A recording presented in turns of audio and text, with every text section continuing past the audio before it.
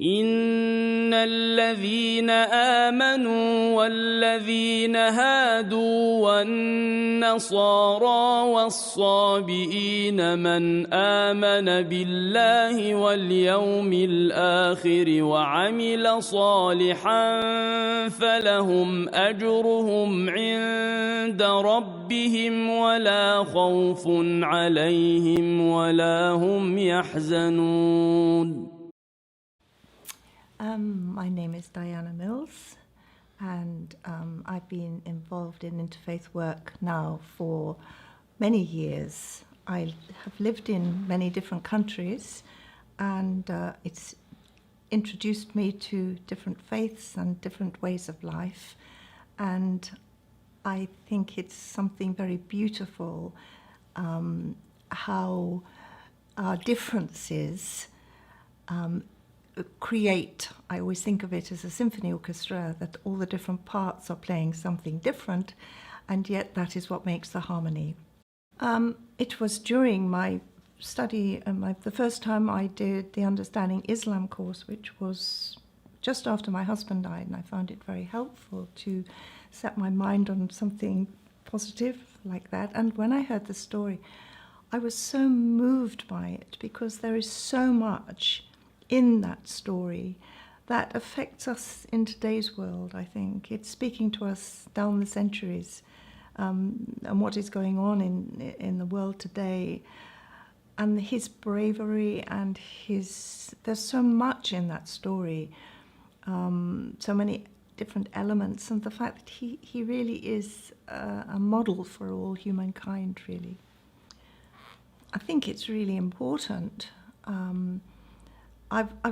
While I was thinking about coming here today, it made me think a lot about Mahatma Gandhi, and what an wonderful figure he is for all people of faith and no faith.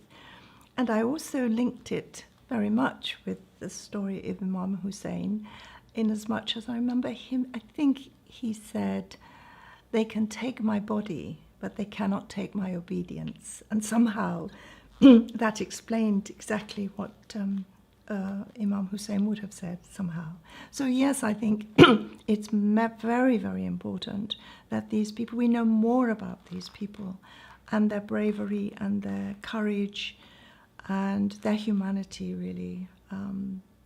There's so much there to be shared with all of us. I think very much the parallel with Jesus. He was similar in a way. He was an innocent man who stuck by his principles, and my feeling was he was killed because he was fighting for justice. He was fighting against the injustice of the world. And I think you see that again and again in our world today. And I see it very similar to the story of Imam Hussain. There's very much paralleled there. I think there's so much in the story, but I was very, very moved by the story of when the group of soldiers are following Imam Hussain and his small party, and they get very thirsty, and they come, and Al-Hud, was it Al-Hud? Hud's? Hud, yes. Asks for if they could have some water, and what a wonderful thing. They're the enemy asking for help, and Imam, without hesitation, gives them water, and then they all stand up behind him for prayer. And I think, what an example. There they are, all together, everything else forgotten before God. And I think that is, I just found that such an amazing example, really, of breaking down all the barriers and sweeping away all the stuff that gets in the way, really. So I think he's there for all humanity. Everything he did, all the principles that he stood by are there for all of us, and we're challenged by them. If we see something that's wrong, are we just going to turn our backs on that and say, oh, well, there's nothing I can do? Or are we going to actually say this is wrong, and I'm prepared to make a stand for this. And I suppose if you take it to its final conclusion, I'm prepared to die for this, for justice and for what is right. Yes, definitely. And that's for all people. That's not just for anybody who's got a faith. That's what it is to be human, I think. I found the fact that Imam Hussain was able to forgive very powerful. And that's not the easiest thing in the world to do. And I think that's something for all of us as well. That with all that had gone on, the dreadful things, the killing of his child when he'd only asked for that the child could have some water, I found that very, very moving. And but with all that, when again Hal Hood comes along and wants to join him and asks for forgiveness, without hesitation he forgives him and brings back his dignity, and then Al Hood is prepared to die for him, you know, along with him. So yes, there's so much that's really touching. I think I would start by saying how sad it is that you don't know this wonderful story, a tragic story, but it's very wonderful. The outcome, as the outcome of what we believe was the crucifixion of Jesus, the outcome, what's come later, is, and the message that comes from that, is so sad that you've never heard of it. I would say that this was a man who was truly good and truly following the call that God had asked of him. And he was not going to be deterred, no matter what the outcome would be. He had many opportunities to escape or to sign the pledge, but he was a leader, and how was that going to be what example was he setting? He had to think about his community as well as about himself, and he stuck to the fact that he was not prepared. I think that if he had signed the pledge, he would be signing the pledge for somebody who was not following the Muslim way, and therefore he would be denying his own faith. And therefore, just as we have been asked through our faith as Christians to follow the difficult way of Jesus, so he stuck to the way he had, that the Quran and God had told him to follow. And he gave all his followers the opportunity to leave him. He tried to persuade them to go away and save themselves, but they loved him so much they stayed with him and were prepared to die with him. And this is a story that everybody, his kindness, his forgiveness, his compassion for the enemy, which was so really telling in this story, he forever was there with great compassion, never condemning his enemy, but always there for them if their needs were, and meeting their needs when they needed it.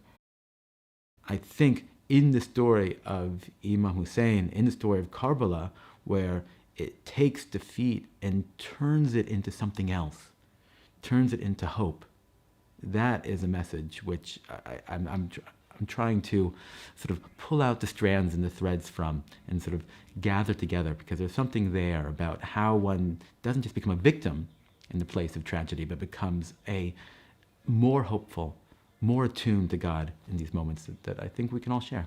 I was always struck in the story of Karbala by this moment where Imam Hussain goes at the behest of the people. We're with you. We're 10,000 strong. We're mighty. We're there with you.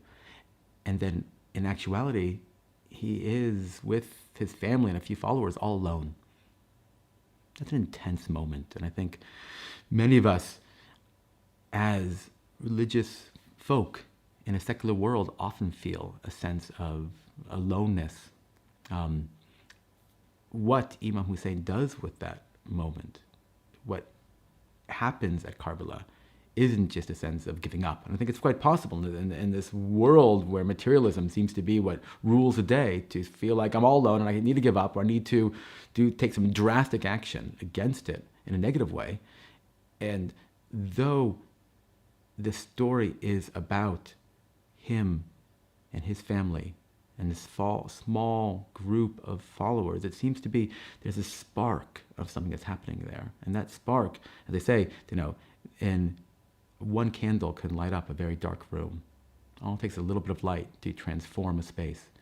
And that seems to be the lesson that I get from Karbala. This small candle can transform an entire space of darkness. And in the fact that to those in the Shia members, the friends that I speak to, say, and now when we look back during Muharram and Ashura, we say, we would have been with you, which is transformative, to take history and transform it. To say, history is not a fixed thing. History is a lived thing. God is alive in history, and God is alive in our lives. And therefore, by taking a history and saying, if we had been there, we would have been with you, I find that to be a sense of creativity that religion has, that I think maybe a secular world is lost, that there is space for transforming victimhood to bravery, from loss to hope. And that's, I think, the deeper message that all of us, myself, a rabbi included, can learn from that moment in time, can learn from Imam Hussain, and can learn from this tradition that is still alive and with us. One thing that I do repeat in various ways, Kulla Yawman Ashura, Kulla Ardan Karbala. Every day is Ashura, every place is Karbala. And what this is saying is that every place has its moments when people have been oppressed and killed for standing up for freedom. And this kind of thing happens every day. It's happening today, it happened yesterday, it'll happen tomorrow, and it will carry on happening.